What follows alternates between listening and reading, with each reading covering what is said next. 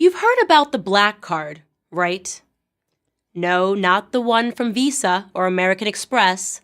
This one is much more valuable. There are entire organizations that have been built upon it, and individuals that have used it to acquire both wealth and influence. If this sounds like something you might wish to own, you should know that there is only one way you can get your hands on it. You have to be born with black skin. That's the only requirement. Really. You can be poor, middle class, rich, it doesn't matter.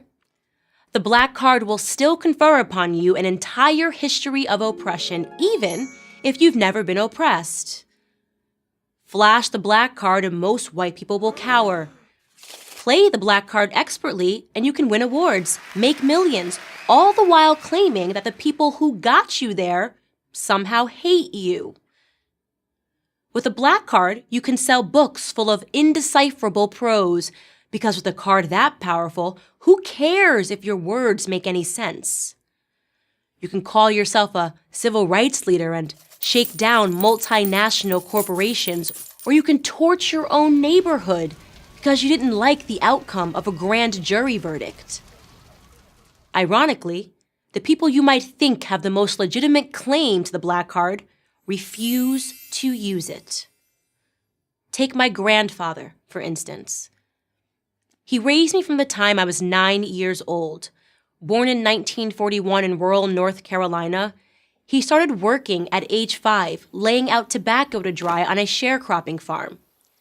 Jim Crow, separate drinking fountains, and the KKK were ever-present realities. He was 17 when he married my grandmother. He made a living cleaning homes and office buildings until he saved up enough money to open his own cleaning business. The thing is, he never played any card. Nor did my grandmother. If they had problems, they didn't blame anybody. They just fixed them. And they raised me to do the same. Chores were a requirement in their household. So was reading the Bible every morning before school.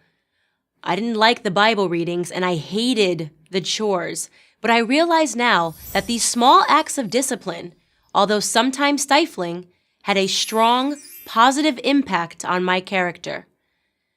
I was a first-generation college student. This was supposed to be the ticket to prosperity, but it wasn't. I left college with a mountain of debt and no practical skills. I had just $80 in my bank account and very few prospects. I could have given up. I could have dug deep into my history and declared myself a natural product of ancestral oppression. I could have played the black card and absolved myself of all responsibility for my own stupid decisions. Except I didn't. Because it would have destroyed my grandfather's legacy. I am proud that he had the fortitude to turn nothing into something, and I have no intention of reversing that something back into a nothing.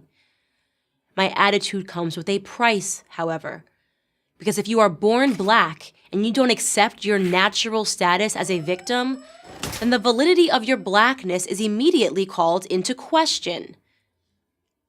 Well, so be it.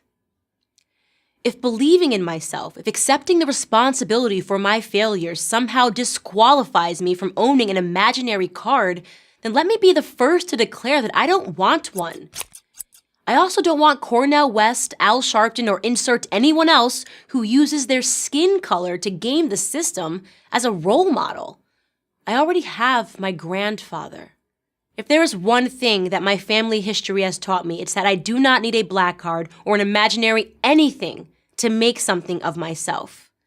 For the record, my grandfather, now retired, lives in a home that he and my grandmother built on a plot of land they purchased in North Carolina, the very same sharecropping farm that he worked on as a small child.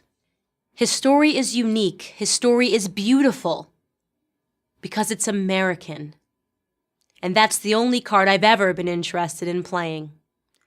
I'm Candace Owens for Prager University. Thank you for watching this video. To help keep PragerU videos free, please consider making a tax-deductible donation.